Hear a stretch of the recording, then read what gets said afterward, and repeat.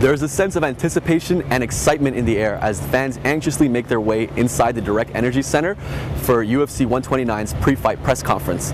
Now, at this press conference, UFC President Dana White is expected to make announcements about how the UFC 129 is one of the largest selling mixed martial arts events in North America ever, as well as how it set several records for gate and attendance in North America. The UFC made $11 million, or the city of Toronto made $11 million off of UFC 129, so they're definitely expected to come back. In addition, the press conference will allow fighters to do a little bit of last-minute trash talking, so they can get a couple of last words in before the fight takes place this Saturday. And also, we'll be able to take a look at how some of the fighters look and sound a couple of days out from the fight. So definitely some good impressions will be made here today. Finally here. Very excited, obviously, to be here in Toronto. It's been waiting for this for so long. Such a huge market for us, and we always knew that it would be big, and we knew that when we came here, it had the potential to be the biggest ever. It's at 30, and then it ends up, we sell out so fast, 55,000 tickets, and I'm still standing here going, how many people still need a ticket? Randy says this is his last fight, and he's going to retire. No, I'm still here with Randy. The press started calling me and saying, what do you think about Randy before retirement?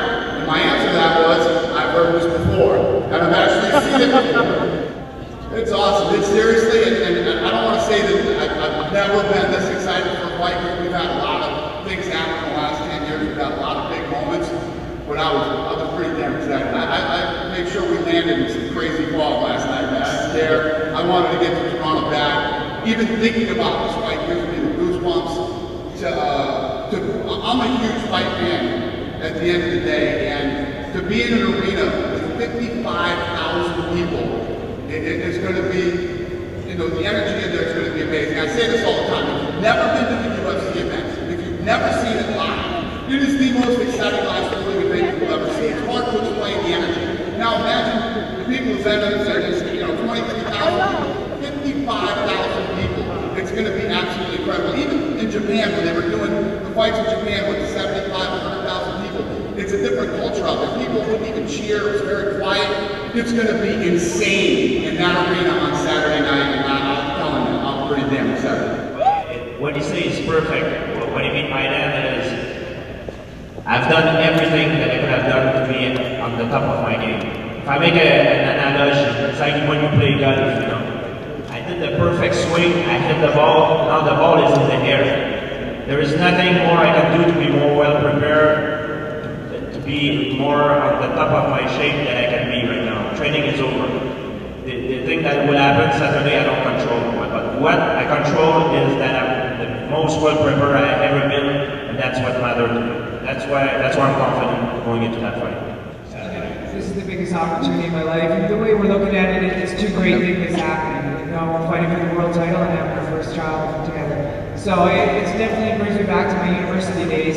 For 4 years I competed in Montreal with George for the Canadian title, and as well as going to school and just having that structured life. There's just no downtime, and every minute of every day is important. And that's the way it's been for this camp.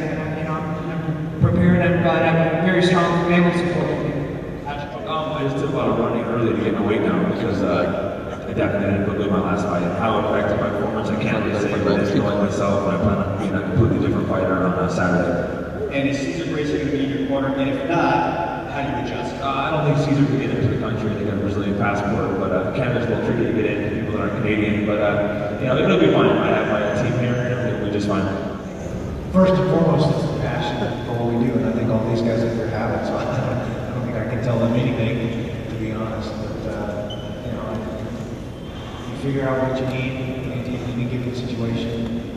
But first and foremost, I think you have to have the passion. I'm here at the UFC 129 pre-fight press conference with mixed martial arts pioneer Royce Gracie. Nice to meet you, Royce. How are you doing today? Good, good. First and foremost, you were at UFC 1 in 1993 years ago. How does it make you feel to see the UFC almost 20 years later, from the small crowd that it was at that time and now to the gigantic show that it's become? After so long, it makes me feel old, man.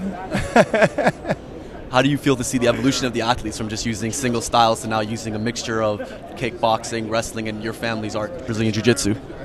Man, it's growing so much. So people have to know how to fight stand up, and they have to know Gracie Jiu-Jitsu. And what are your thoughts on Jake Shields? He's a brilliant fighter. He's won 15 fights in a row. It's very impressive. He has a lot of momentum behind him, and we have to see how that's going to play out against George. And now that you're in Toronto, what will you be doing down here come this exciting fight week? We're going to be staying in the hotel room, training, and maybe going out to eat a little bit here and there, but just keeping our heads down and just getting the work done. Now, obviously, other than the GSP and Jake Shields fight, what fight are you looking forward to seeing that night? I have actually 4 other guys fighting on the card, so those are the 4 other fights I'm most likely to want to see. But I'm very interested in seeing Hominick and Jose do it, and Randy Couture and Machida, some of my favorite fighters on this card. So it's gonna be super. Any predictions for that night?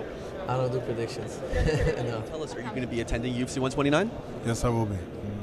And how do you feel, considering that you're one of the pioneers of mixed martial arts, and back when you started with mixed martial arts there wasn't as much exposure, and now this is one of the biggest mixed martial arts events ever to take place. How do you feel about the evolution of the sport since the time that you started there?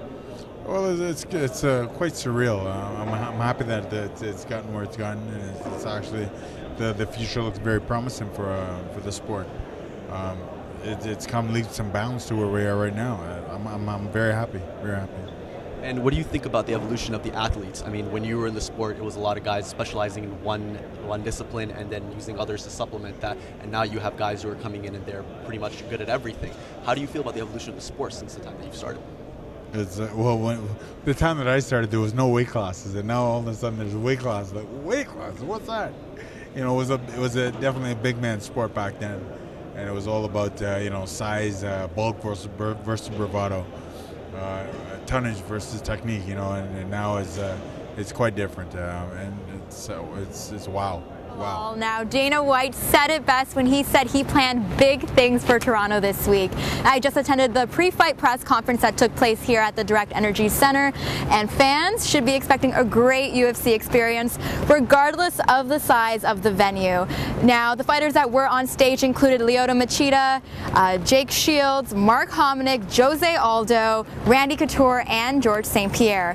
Now, it seemed like the fighters had no bad blood, no negative words were exchanged on stage, and Dana White did say that, you know what, most of the UFC fighters really don't have any bad blood against each other. However, he did say it would make for good TV. Now, this is only the start of the UFC TakeOver week. On Friday, there will be the weigh-ins that will be taking place at the Ricoh Coliseum right here at 3 p.m.